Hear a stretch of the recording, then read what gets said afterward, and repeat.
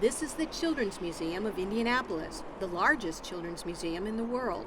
It's a place for fun, but the museum has also addressed some difficult subjects, including the Holocaust, segregation, and AIDS. For the past few months, the museum has taken on yet another potentially controversial subject: world religions.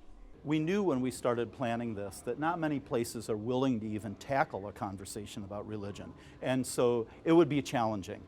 We wanted, on the one hand, to talk about religion without telling people what they should believe or even that they should believe.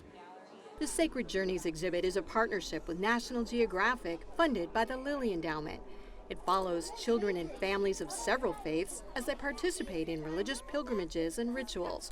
In addition to covering religious history and culture, the exhibit explores contemporary beliefs and practices, topics rarely addressed by other museums, especially those for children. We wanted children to not only understand what they maybe learn in Sunday school, but to also know why that girl down the block dresses the way she does, or why that boy in school was off for the holiday he was off for. What people believe and how they practice what they believe influences what people do all over the world, and it influences the people in your neighborhood.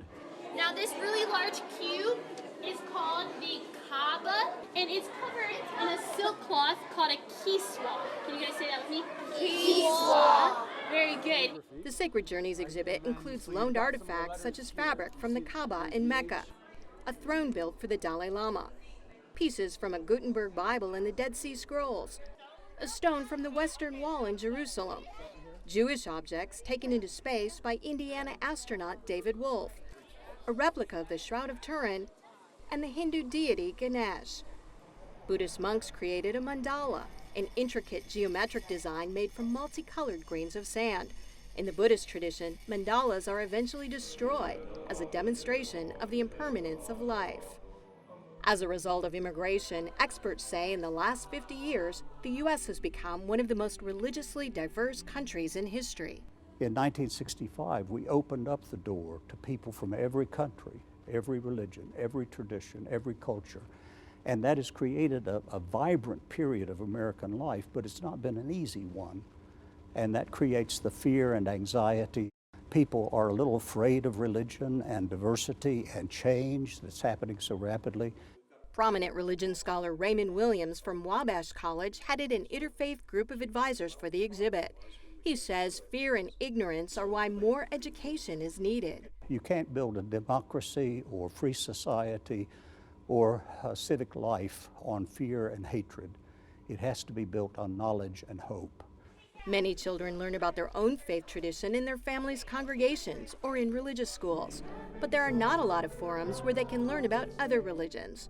Rabbi Sandy Sasso, Director of Religion, Spirituality, and the Arts at Butler University, was another advisor. We are so afraid in public school to touch the subject of religion for fear that we're proselytizing, and there's a legitimate concern there.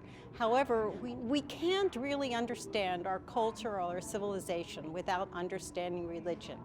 Some public schools are teaching about religion, although rarely at the elementary level.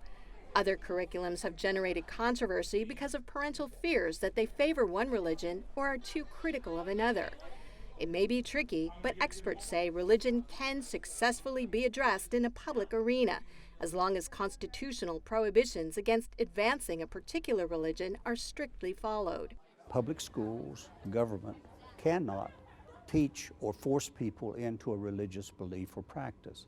And so the public schools can teach about religion, but they can't propagate a particular religion. And the line between that is fairly narrow.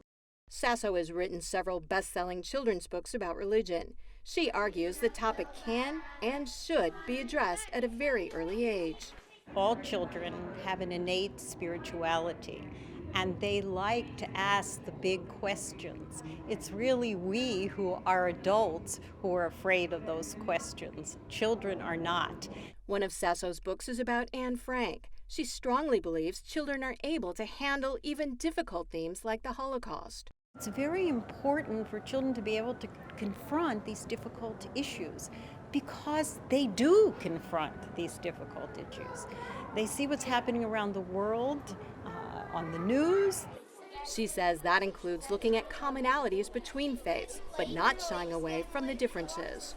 Sometimes I fear that in order to try to teach tolerance, that we say we're all alike, and we forget to acknowledge our distinctions. And it is in acknowledging our differences and celebrating those differences that we come to better understand one another and ultimately live together in a more harmonious way. The goal of mutual understanding is why teachers from Trinity Lutheran School in Indianapolis brought their students to the Sacred Journeys exhibit.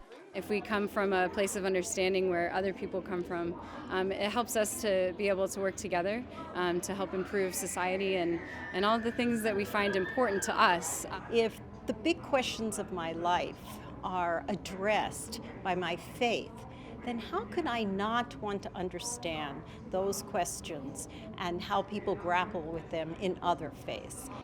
Education, Sasso says, helps counter stereotypes about others that are often highlighted in the media.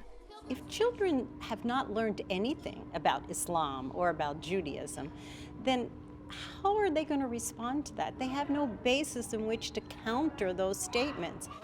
Officials at the Children's Museum say they've been surprised by the positive reception the Sacred Journeys exhibit has received. We sort of went into this expecting the worst might happen, that people would not be willing to learn about others' faiths. And what we've experienced in many ways is the best. We know from our evaluations that the conversations continue once the families go home. After the exhibit closes later this month, it will travel to the Mayborn Museum at Baylor University. Several other museums across the country have contacted officials here asking for advice about how they too can tackle religion. I'm Kim Lawton in Indianapolis.